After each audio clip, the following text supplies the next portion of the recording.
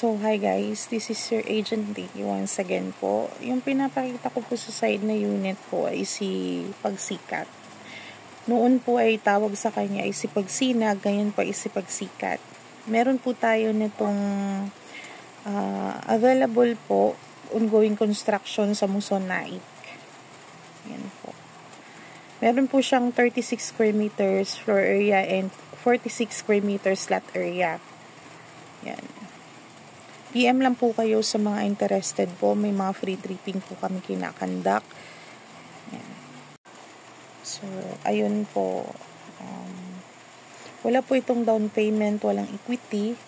Ang kailangan lang po dito ay pasok po kayo sa required income ni Pag-ibig po. Ayun. Nasa mga 18K pataas. Kung kayo po ay membro ng Pag-ibig po na mahigit sa 2 years na, pwede na po yun. Kailangan nyo lang po ng kumpletong requirements, tsaka 10K. Saan ba si 10K? Para po yan sa processing fee, sa Meralco, and water installation. Pag turnover na sa inyo yung unit, meron na po kayong kuryente at tubig. Yan. Doon pa lang po kayo mag-start mag-monthly pag nasa inyo na po yung inyong unit. Yun po ang kagandahan po neto. Para na rin po kayo nangungupahan. Pero sarili niya.